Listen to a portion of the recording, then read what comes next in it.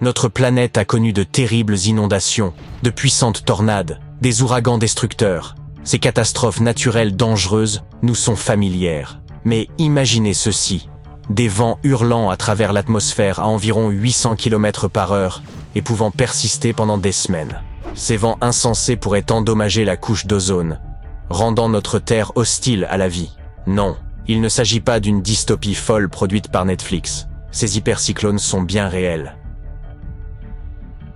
Un hypercyclone est un cyclone tropical hypothétique d'une intensité extrême, du jamais vu sur nos contrées. Pour déclencher un cyclone, les températures de surface de la mer doivent atteindre environ 50 degrés Celsius. En gros, suffisamment chaud pour saisir un steak bleu. C'est difficile à imaginer parce que ça représente presque 22 degrés de plus que la température océanique la plus élevée jamais enregistrée. C'est au Koweït que la température de l'eau marine la plus haute a été relevée, en juillet 2020. Qu'est-ce qui pourrait causer une si phénoménale augmentation de la température? L'impact d'une comète ou d'un astéroïde puissant, l'éruption d'un supervolcan ou une grande éruption sous-marine. Il existe même une théorie selon laquelle une série d'hypercyclones aurait pu accélérer la disparition des dinosaures non aviaires après le célèbre impact d'astéroïdes. Une différence de taille entre un hypercyclone et n'importe quel autre ouragan normal réside dans le fait qu'un hypercyclone pourrait s'élever jusqu'à la haute stratosphère, soit environ 45 km au-dessus de la surface de notre planète. De leur côté, les ouragans normaux ne montent que jusqu'à la basse stratosphère, à une dizaine de kilomètres au-dessus de la Terre. La différence serait dramatique, voire catastrophique, mais nous en parlerons plus en détail plus tard. Les hypercyclones pourraient s'accompagner de rafales d'une vitesse de 370 km/h. Pour comparaison, le cyclone tropical le plus puissant jamais enregistré en termes de vent maximum soutenu était l'ouragan Patricia. À son apogée, il a atteint une vitesse de 133 km/h. Cette vitesse est insignifiante comparée à celle d'un hypercyclone. Imaginez-vous l'impact qu'un tel désastre naturel pourrait causer? S'ils s'en forment un jour, ces hypercyclones auront également une très grande durée de vie. Ils pourraient en faire rage pendant plusieurs semaines, voire plus. Une pression intérieure extrêmement basse provoquerait des tempêtes massives capables de couvrir des continents entiers. Mais il pourrait aussi y avoir des hypercyclones de moins de 24 km de diamètre. Ces formations perdraient rapidement de leur force après avoir dérivé vers des eaux plus froides. Mais la température de surface des mers pourrait rester très haute pendant des semaines après le passage d'un hypercyclone, ce qui pourrait en engendrer de nouveaux. Comme un tel phénomène s'étendrait très largement dans la stratosphère, il serait même possible qu'il vienne à endommager la couche d'ozone de la Terre. Et cela aurait des conséquences dévastatrices pour la vie sur notre planète. La couche d'ozone absorbe une partie des rayonnements nocifs du Soleil, les empêchant d'atteindre la surface et les gens. J'espère ne jamais assister à un hypercyclone de mon vivant. Voici une autre catastrophe potentielle qui pourrait sérieusement nuire à la Terre et proviendrait de l'activité même de notre Soleil. Je veux parler d'une immense éruption solaire. Peu de catastrophes naturelles peuvent causer autant de ravages à l'échelle mondiale. Une éruption solaire ne détruirait pas les bâtiments comme un tsunami ou un tremblement de terre. Elle ne serait pas catastrophique de la même manière qu'un astéroïde ou un supervolcan. Mais si le pire devait arriver, elle détruirait l'ensemble de l'infrastructure électronique de notre planète. Se remettre des conséquences de cette catastrophe coûterait des milliers de milliards de dollars. Une éruption solaire incroyablement puissante pourrait provoquer des dégâts d'une importance inédite dans les systèmes de communication, pour la médecine, les systèmes bancaires et les transports. La Terre se retrouverait sans électricité pendant longtemps et les gens ne seraient pas en mesure de redémarrer les réseaux électriques tombés en panne. Les systèmes d'approvisionnement en eau seraient hors service. Il n'y aurait plus de nourriture dans les supermarchés.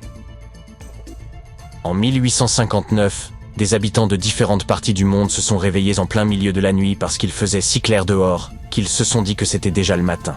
Les cieux étaient illuminés d'aurores colorées. Celles-ci apparaissaient même dans des régions où personne n'en avait jamais vu auparavant, aux Bahamas, à Hawaï ou à la Jamaïque. Les télégraphes étaient électriquement chargés, même ceux qui étaient déconnectés. Des incendies se sont déclarés dans de nombreuses régions.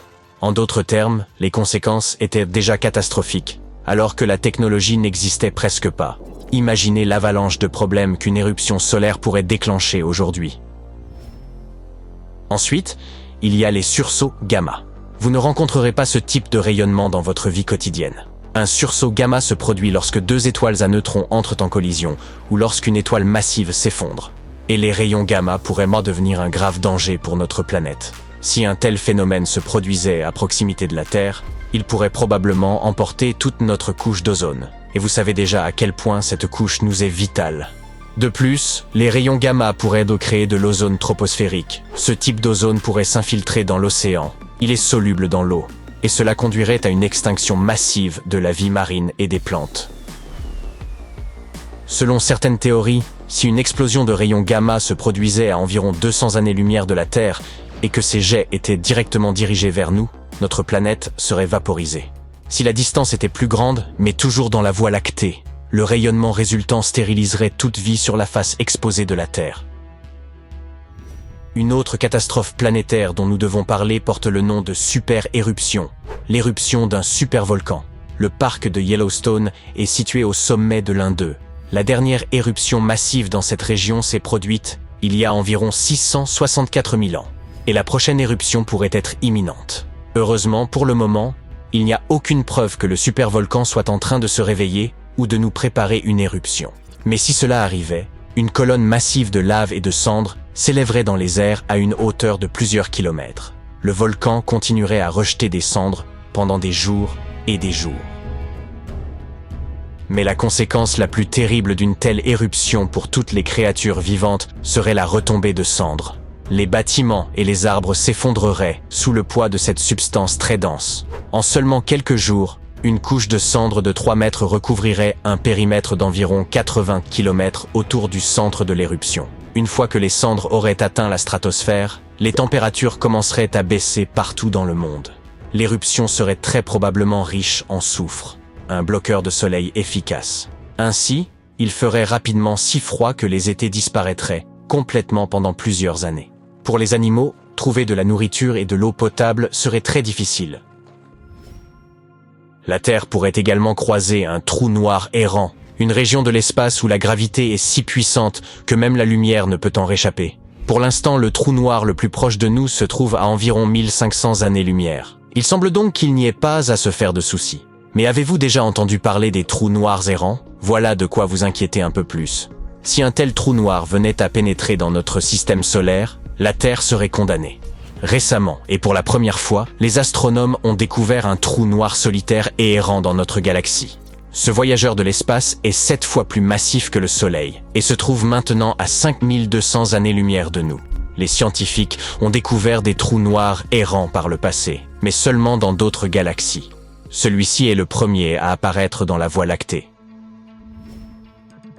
Des gouffres géants pourraient également engloutir des communautés entières. Par exemple, lorsqu'un de ces gouffres est apparu dans la ville de New York à l'été 2022, il a entraîné une camionnette dans les profondeurs de la Terre. Et ce n'était pas le seul gouffre à apparaître dans cette région.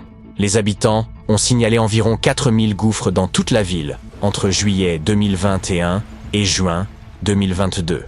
Ce genre de problème est également très courant en Floride. Et c'est généralement d'une très grande gravité. Ces gouffres s'ouvrent soudainement, engloutissant tout et tout le monde à proximité. Il y a des dolines partout dans le monde. Elles sont totalement imprévisibles et se creusent sans que personne ne s'y attende. Heureusement, les experts en connaissent aujourd'hui les causes. Dans certaines régions, il existe de vastes zones d'eau souterraines.